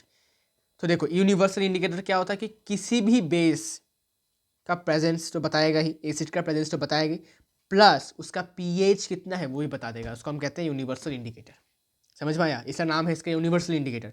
तो बेस एसिड का प्रेजेंस तो बताएगा ही, प्लस कलर चेंज भी करेगा, लेकिन पीएच भी बता देगा साथ ही साथ। तो भाई बहुत सारे फायदे हैं इसके, है ना। तो इसके पर्पस तो आपको पता ही है। तो इंपॉर्टेंट क्वेश्चन जो जो है वो मैं आपको बताऊंगा, लेकिन ये तो ईजी है, इसलिए मैं ज़्यादा इसमें टाइम वेस्ट नहीं करना चाहता। Two solutions A and B have pH values of 3 and 9.5 respectively. Which of these will turn litmus solution from blue to red and which will turn phenolphthalein from colorless to pink? तो मुझे बताना पड़ेगा आपको इसका answer क्या है। एक है जिसका pH है, एक जिसका pH है 3 और B जिसका pH है 9.5। तो मुझे बताओ कौन सबसे ज़्यादा एसिडिक है। ये मोर एसिडिक है और ये मोर बेसिक है, clear, okay. Which of these will turn litmus solution from blue to red? मुझे बताओ blue to red litmus solution कौन करता है, एसिड करता है। यहाँ पर एसिडिक कौन ज़्यादा है, और सोल्यूशन ए, तो इसका आंसर होगा ए। देखो मैंने लिख के रखा भाई, ए होगा इसका answer, clear, okay. Which will turn phenolphthalein solution from colorless to pink? मुझे बताओ phenolphthalein न्यूट्रल कलर कलरलेस होता है, इसको पिंक कौन बनाता है, बेस बनाता है। यहाँ पर बेस कौन है ज़्यादा, बेसिक कौन है, बेसिक ज़्यादा कौन है, ऑप्शन सोल्यूशन बी, तो इसका आंसर क्या होगा, सोल्यूशन बी, क्लियर हुआ, इजी क्वेश्चन है। Water is a neutral substance, what colour will you get when you add a few drops of universal indicator to test tube containing distilled water. मैंने आपको अभी बताया है distilled water का pH होता है 7, और 7 जब होता है तो न्यूट्रल होता है, और न्यूट्रल कलर किससे डिनोट किया जाता है, मतलब पीएच, जब आप पीएच पेपर यूज़ करोगे या फिर पीएच सोल्यूशन यूज़ करोगे तो उसका कलर हो जाता है ग्रीन, ठीक है, हरा हरा हो जाता है, गो ग्रीन, ठीक है। इसलिए बोला जाता है पानी को बचाओ भाई, पानी खुद कहता है भाई भाई मैं पीएच को ग्रीन करता हूँ। इससे क्या समझ में आ रहा है कि मैं इको फ्रेंडली हूँ भाई, ठीक है ना भाई। चलो भाई जोक्स अपार्ट, चलिए भाई मज़ा आ रहा होगा आपको। हाँ, तो ये तो हो गया, ये तो बायोलॉजी के क्वेश्चन है। हाँ, व्हाट इज इलेक्ट्रोमैग्नेट। जब भी हम एक करंट कैरिंग सोलेनोइड के अंदर में एक सॉफ्ट आयरन को इंट्रोड्यूस करते हैं तो उसका मैग्नेटिक फील्ड का स्ट्रेंथ बढ़ जाता है, ठीक है, और तब बन जाता है वो एक इलेक्ट्रोमैग्नेट। दिया हुआ है यूजेस क्या है, भारी भरकम चीज़ों को उठाना पड़ता है, उठाने के लिए इलेक्ट्रोमैग्नेट का यूज़ किया जाता है। और इलेक्ट्रिक बेल ठीक है, आपने देखा होगा घर स्कूलों में इलेक्ट्रिक बेल यूज़ होता है, ठीक है, उसमें इलेक्ट्रोमैग्नेटिज्म का यूज़ होता है। बहुत सारे यूजेस है, आपको मैंने ऑलरेडी पढ़ा के रखा है भाई, कॉपी खोलो और देख लो। Draw a level diagram of to show an electromagnet is made, बहुत ईजी है। एक सॉफ्ट आयरन बार को दिखाओ, फिर एक सर्किट दिखाओ, ऐसे प्लग दिखाओ मतलब स्विच, फिर ऐसे लिपटे लिपटे दिखा दो, बस हो गया इलेक्ट्रोमैग्नेट। तो सिंपल है डायग्राम है इसका, ठीक है, इतना सिंपल डायग्राम है। इसके बाद state the purpose of soft iron core used in making an electromagnet. क्या करता है इसका पर्पस, क्या है भाई? पर्पस ये है कि ये उसका मैग्नेटिक स्ट्रेंथ को बढ़ा देता है। बिकॉज करंट कैरिंग सोलिनॉइड का जो मैग्नेटिक फील्ड है वो 3 फैक्टर्स पे डिपेंड करता है। पहला, number of turns per unit length. दूसरा, strength of the magnet, sorry, strength of the current, मतलब मैग्नीट्यूड ऑफ द करंट। तीसरा, कोर मीडियम। और जब भी कोर मीडियम के अंदर कुछ ऐसा इंट्रोड्यूस करवाया जाएगा तो क्या होगा, उसका स्ट्रेंथ बढ़ जाएगा। सिंपल सी बात है, सिंपल सी बात है। क्लियर? ठीक है भाई।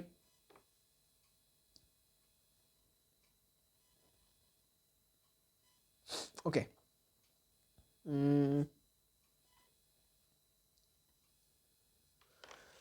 ओके, हो गया।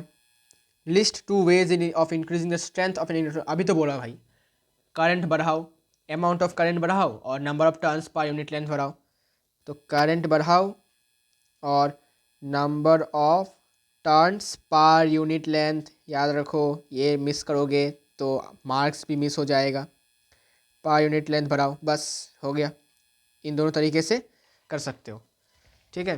करंट बढ़ाकर और number of turns per unit length को बढ़ाकर तुम इलेक्ट्रोमैग्नेट के स्ट्रेंथ को बढ़ा सकते हो, ठीक है। Okay, if the material of the electromagnet is fix, मतलब क्या, कोर मीडियम का मटेरियल फिक्स्ड है। अगर मतलब कोर मीडियम को तुम चेंज नहीं कर सकते, बाकी को तुमको चेंज करना पड़ेगा। चेंज करके क्या कर सकते हो? और explain with the help of the pattern of magnetic field lines the distribution of magnetic field due to a current carrying a का सर्कुलर लूप। इसका डायग्राम कैसा होगा? देखो, मैंने जो डायग्राम करवाया है थोड़ा टफ है, इसलिए मैं तुम लोगों ने एक ईजी वाला डायग्राम लाया हूँ। कैसा? एक ऐसा कार्डबोर्ड दिखाओ, दिखा लिया, यहाँ पर एक छेद कर दो। ऐसे करने के बाद ऐसे एक वायर दिखाओ और ऐसे नीचे से एक वायर दिखाओ और यहाँ से इनको ऐसे करके दिखा दो। क्लियर? अब करंट ऐसे जा रहा है और करंट ऐसे जा रहा है, ठीक है ना। सपोज यहाँ पर क्लॉकवाइज करंट जा रहा है, क्लॉकवाइज। क्लियर? क्लॉकवाइज करंट जा रहा है, ओके। तो यहाँ पर कैसे बनेंगे भाई? यहाँ पर मैग्नेटिक फील्ड कैसे बनेंगे? तुम लगाओ राइट हैंड थंब रूल, मुझे बताओ कि तुम्हारा साथ आंसर मिलता है कि नहीं, मतलब मेरे साथ। राइट हैंड लगाऊंगा तो कैसे बनेंगे यहाँ पर मैग्नेटिक फील्ड? बताओ बताओ बताओ बताओ बताओ बताओ जल्दी बताओ। और यहाँ पर कैसे बनेंगे बताओ, जल्दी डायरेक्शन बताओ, जल्दी बताओ, जल्दी बताओ, करो करो करो, जल्दी करो, जल्दी करो, जल्दी करो, जल्दी जल्दी करो रे, जल्दी जल्दी करो रे। यहाँ पर कैसे बनेंगे? ऐसे एंटी क्लॉकवाइज बनेंगे यहाँ पर। और यहाँ पर कैसे बनेंगे बताओ बताओ? यहाँ पर बनेंगे क्लॉकवाइज, ठीक है कि नहीं बताओ। और बीच में से एक लाइन जाएगा ऐसे कचक करके, ठीक है, इस डायरेक्शन में एक लाइन जाएगा। क्लियर? ये बस ये बना के आ जाना, फुल मार्क्स मिल जाएंगे, ठीक है।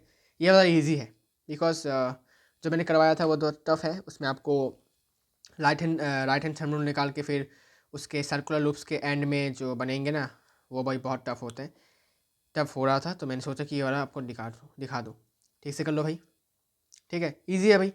इसमें करंट जा रहा था इस तरफ, थंब को इस तरफ पकड़ा और कर्ल फिंगर्स ऐसे, इस तरफ करंट जा रहा था, थंब को इस तरफ पकड़ा तो कर्ल फिंगर्स ऐसे, बस हो गया, ठीक है, कर लेना भाई। तो इसमें तो ऐसे बोलता है explain with the pattern of the magnetic field lines distribution of the, ठीक है, एक्सप्लेन करने के लिए बोला, ठीक है, एक्सप्लेन करने के लिए बोला है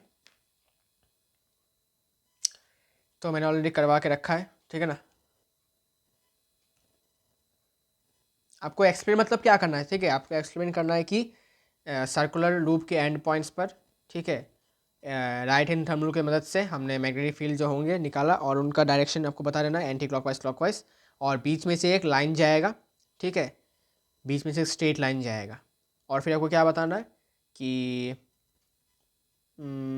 और क्या बता सकते हैं, इतना ही तो है, आपको ज़्यादा नहीं है, इतना ही है, ठीक है, आपको खुद लिखना है भाई, मैं कुछ नहीं बोलूँगा। Why is it that the magnetic field of a current carrying coil have n turns is n times as large as that produced by a single turn? ठीक है, तो इसका आंसर क्या है? क्यों एक करंट कैरिंग कॉयल जिसके n turns हैं, ठीक है, वो n टाइम्स लार्ज होता है, ठीक है, एक सिंगल टर्न से या फिर एक सिंगल लूप से। इसका आंसर है, इंग्लिश में बोल रहा हूँ, the magnetic field of A current carrying coil with n turns is n times as large as that produced by a single turn because the magnetic fields generated by each turn of the coil add up constructively at the center of the coil।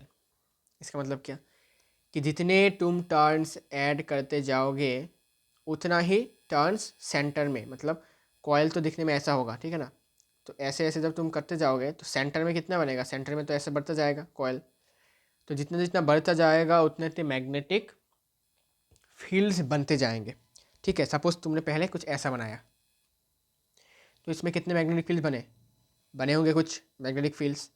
अब मुझे बताओ इसमें कितने बनेंगे, तुम बोलोगे भाई इसमें इसमें ज़्यादा बनेंगे मैग्नेटिक फील्ड्स। तो मैं एक लूप दूंगा, मैं जितना लूप दूंगा उतना करके मैग्नेटिक फील्ड बढ़ेगा। एक लूप दिया एक मैग्नेटिक फील्ड बढ़ गया, एक लूप दिया एक मैग्नेटिक फील्ड और बढ़ गया। तो इसमें मैग्नेटिक फील्ड सपोज मान लेते 2 मैग्नेटिक फील्ड्स हैं, ठीक है, और यहाँ पर मैग्नेटिक फील्ड सपोज 1 2 3 4 5 6 4 और यहाँ पर 4 8 मैग्नेटिक फील्ड से मान लेते हैं। ठीक है, मतलब जितना जितना तुम टर्न्स देते जाओगे उतना उतना मैग्नेटिक फील्ड कॉन्स्ट्रक्टिवली बढ़ता जाएगा, ये रीज़न है इसका। ठीक है, okay done. Now 36 number is done. Now 38 हाँ, homemade vinegar is produced from wine. The wine is taken in a clean glass jar and shaken well to aerate it. Some water is added to the jar and then it is kept undisturbed in a dark place at room temperature to undergo fermentation. After 3 or 4 weeks, the vinegar would be ready to use. Okay. Which functional group present in vinegar? Vinegar में कौन सा functional group है भाई? मुझे बताओ पहले vinegar कौन सा acid है? Answer is acetic acid. अगर एसिटिक एसिड नहीं पता तो लिख दो भाई इथेनोइक एसिड। और इथेनोइक एसिड, एसिड मतलब ओइक एसिड है ना, ओइक एसिड कौन सा फंक्शनल ग्रुप है भाई? कार्बोक्सिलिक फंक्शनल ग्रुप है। तो कार्बोक्सिलिक फंक्शनल ग्रुप का दिखने में कैसा होता है? RCOOH। ओके, आर क्या है? अल्काइल ग्रुप, मतलब कार्बन का चेन, और मेन कौन सा चीज़ है? मेन अपना COOH। ठीक है, तो लिख दो भाई कार्बोक्सिलिक एसिड भी लिख सकते हो, कार्बोक्सिलिक एसिड फंक्शनल ग्रुप। ठीक है, जिसको हम कहते हैं कार्बोक्सिल फंक्शनल ग्रुप। ये तो क्लास ऑफ कंपाउंड है। ठीक है, carboxylic acid is not a functional group, it is a class of compound. और इसके फंक्शनल ग्रुप का एक नाम है, मैंने बताया था आपको, क्या नाम है? Carboxyl functional group. Okay, carboxyl functional group, carboxyl functional group, clear? Okay, ये तो क्लास ऑफ कंपाउंड है। एक्चुअली क्वेश्चन पूछा ही गलत है भाई, फंक्शनल ग्रुप कौन सा है? नहीं, फंक्शनल ग्रुप तो कार्बोक्सिल फंक्शनल ग्रुप है, और उस फंक्शनल ग्रुप का क्लास ऑफ कंपाउंड, कंपाउंड का नाम क्या है? वो है कार्बोक्सिलिक एसिड। ठीक है, अच्छा, which functional group is present in wine? Wine में कौन सा है? मुझे बताओ वाइन में क्या होता है भाई, तुमको पता ही होता है, इथेनॉल, एल्कोहल। अच्छा, इथेनॉल तो छोड़ ही दो, एल्कोहल तो याद है ना। एल्कोहल में कौन सा फंक्शनल ग्रुप है? हाइड्रोक्सिल फंक्शनल ग्रुप, मतलब OH। ठीक है, क्लास ऑफ कंपाउंड क्या है इसका? क्लास ऑफ कंपाउंड है एल्कोहल। ठीक है, और ये हाइड्रोक्सिल फंक्शनल ग्रुप से बिलोंग करता है। ठीक है, हाइड्रोक्सिल फंक्शनल ग्रुप बता, लिख के रखा है, नोट करने की ज़रूरत नहीं है, लिखा हुआ है ऑलरेडी, वीडियोस में है। ठीक है, वीडियोस को अच्छे से देखोगे तो कर पाओगे। तो इसका फॉर्मूला क्या है? ROH। आर मतलब एल्काइल ग्रुप, मतलब कार्बन चेन, और OH अपना असली माल है। चलिए, why carbon forms large number of molecules give reason? Answer is catenation, because उसके छोटे साइज़ की वजह से वो ज़्यादा से ज़्यादा कार्बन एटम के साथ जोड़ सकता है, और प्लस उसका टेट्रावेलेंसी है, वो 4 अदर एटम्स के साथ जुड़ सकता है, बॉन्ड बना सकता है इलेक्ट्रॉन्स को शेयर करके। ठीक है, इसलिए और भी ज़्यादा बड़े बड़े बॉन्ड्स बनते हैं उसके साथ। और 2 रीजन है, टेट्रावेलेंसी और कैटिनेशन, और दूसरा है कि मल्टीपल बॉन्ड फॉर्मेशन। ठीक है, मल्टीपल बॉन्ड फॉर्मेशन लिखने की ज़रूरत नहीं है यहाँ पर, बिकॉज मेन रीज़न है कि उसका न्यूक्लियस का साइज़ छोटा होता है, मतलब उसका साइज़ छोटा है कार्बन का, तो साइज़ छोटा होने के कारण वो बहुत सारे मॉलिक्यूल्स के साथ अपना बॉन्ड बनाकर बहुत बड़े बड़े कार्बन बना सकते हैं, मॉलिक्यूल्स बना सकते हैं। और कैटिनेशन उसका प्रॉपर्टी है, मतलब वो सेल्फ लिंकिंग प्रॉपर्टी है उसके पास, वो खुद के साथ बॉन्ड बना सकता है, प्लस वो टेट्रावेलेंट है, वो 4 लोगों के साथ दोस्ती कर सकता है। तो ये इतने सारे इसके वर्सटाइल नेचर है तो उसकी वजह से वो large number of molecules form कर सकता है, सिंपल सा है। तो मेन रीज़न है कैटिनेशन। इसके बाद देख सकते हो कि स्मॉल साइज़ की वजह से ज़्यादा मॉलिक्यूल्स बना सकता है, मॉलिक्यूल से बॉन्ड बना सकता है, सिंपल सी बात है। Now why vegetable oils are healthier than animal fats. तो देखो वेजिटेबल ऑयल जो है वो एनिमल फैट से बेटर कैसे है या फिर हेल्दियर कैसे है, ठीक है ना, ये एक प्रश्न आ सकता है, आता भी है। Now what is the reason? The reason is कि एनिमल फैट्स बैड कोलेस्ट्रॉल बनाता है, फॉर्म करता है हमारे बॉडी में, और बैड कोलेस्ट्रॉल किसी को पसंद नहीं है, ठीक है। बैड कोलेस्ट्रॉल की वजह से क्लॉथिंग भी हो सकता है भाई, ठीक है। हार्ट के जो आर्टरीज है वो ब्लॉक हो सकते हैं बिकॉज ऑफ फैट, ठीक है। तो इसी वजह से animal fats are not recommended, clear. तो और एक रीज़न है कि वो हार्मफुल भी होते हैं हमारे हेल्थ के लिए।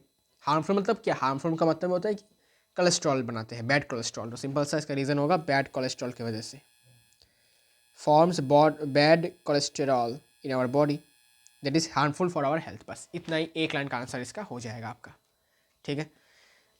बिकॉज इसमें क्या होता है कि आप लिख सकते हो कि सैचुरेटेड फैटी एसिड्स भी होता है, ठीक है। सैचुरेटेड फैटी एसिड्स होते हैं, ठीक है, जो बैड कोलेस्ट्रॉल फॉर्म करते हैं, जो कि हमारे हेल्थ के लिए अच्छा नहीं है, इसलिए ये हमें अवॉइड करना चाहिए। और वेजिटेबल ऑयल्स कौन से हैं? Unsaturated. Vegetable oils are unsaturated fatty acids, ठीक है। Vegetable oils are unsaturated fatty acids, और इन अनसैचुरेटेड से कोई दिक्कत नहीं है। मैंने आपको बोला था एडिशन रिएक्शन में, बताओ याद करो। वेजिटेबल ऑयल में जब हमने हाइड्रोजन ऐड किया तो हमें मिल गया वेजिटेबल घी, जिसे हम कहते हैं वनस्पति घी या फिर मार्जरीन भी कहते हैं, ठीक है, ओके। तो ये बातें ना कान खोल कर सुनना पड़ता है क्लास में, ठीक है। मेरे नोट्स में, मेरे वीडियोस में इतना इन्फॉर्मेशन भरा हुआ है कि आप इसको पढ़ के जाओगे तो 100% बोर्ड्स में आपका एक भी आंसर नहीं कट पाएगा, एक भी आंसर नहीं कट पाएगा, ठीक है। बस आपको क्या करना है? बस आपको सिंपल सी बात है, आपको प्रैक्टिस करना है और धैर्य रखना है। क्वेश्चन नंबर 39, लास्ट क्वेश्चन, इसके बाद हमारा ये वीडियो एंड होगा और एक वीडियो में सैम्पल पेपर 2 हम सॉल्व करेंगे। Current time graphs from the 2 different sources are shown in the okay study the same in answer, okay. Name the type of current shown in name the type of current shown in graph A and graph B. तो graph A में देखो current का magnitude change नहीं हो रहा, तो उसको हम कहते हैं डीसी करंट। तो graph A is DC current and name, अच्छा ग्राफ बी है एसी करंट। क्यों? बिकॉज करंट का जो मैग्नीट्यूड है वो कॉन्टीन्यूसली चेंज हो रहा है, तो एसी में ऐसा होता है, डीसी में नहीं होता। तो ये है एसी डीसी हो गया। And name any one source for each of this currents. DC current का सोर्स बैटरी, एसी करंट का सोर्स एसी जनरेटर्स है, ठीक है। रोमन 2 हो गया। What is the frequency of current in case be in India. तो आपको याद रखना है कि हमारा कंट्री, हमारा जो भारत में एसी करंट का फ्रीक्वेंसी है 50 हर्ट्स, ठीक है, ये स्टैंडर्ड है 50 हर्ट्स। दूसरे देशों में 60 हर्ट्स है, कम ज़्यादा है, लेकिन हमारे कंट्री में 50 हर्ट्स है। और what can you conclude about the two sources based on the graphs, ठीक है।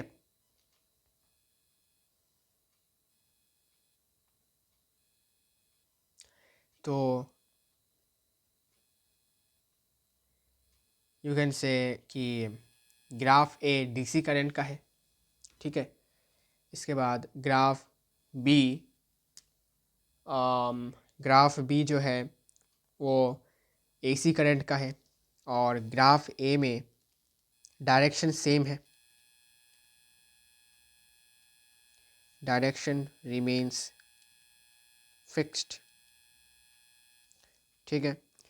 लेकिन यहाँ पर डायरेक्शन कॉन्टिन्यूसली पीरियोडिकली चेंज हो रहा है,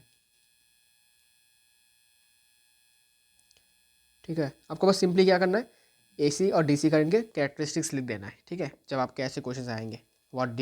what can you conclude about the two sources based on the graphs। या फिर ऐसे लिख सकते हो कि डीसी करंट में मैग्नीट्यूड जो होता है करंट का वो सेम रहता है, मैग्नीट्यूड रिमेन्स फिक्स्ड,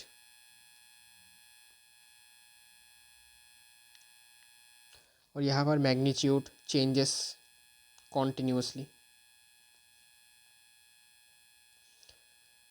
चेंजेस, और यू कैन से मैग्नीट्यूड इज वेरिएबल। या फिर ऐसा लिख सकते हो कि डीसी करंट पे इसका फ्रीक्वेंसी 0 है, frequency 0 hertz, here frequency is 50 hertz. ठीक है, ये सारे के सारी चीज़ें आपको लिख देना है जब भी आपको ऐसा क्वेश्चन आ जाता है कि क्या ऑब्जर्व किया तुमने इस ग्राफ से। बस हो गया, बस और कुछ नहीं है। Okay, and hence this is the end of our first self assessment paper. हमने 1 घंटा 20 मिनट लगाकर इसको सॉल्व किया है। वेल और भी जल्द मैं सॉल्व कर सकता था, लेकिन कुछ कुछ कॉन्सेप्ट्स हैं उनको समझाने में टाइम लगता है, तो it's okay, it's worth it. Well see you next in the upcoming unsolved 2। मिलते हैं नेक्स्ट वीडियो में, तब तक के लिए गुड बाय।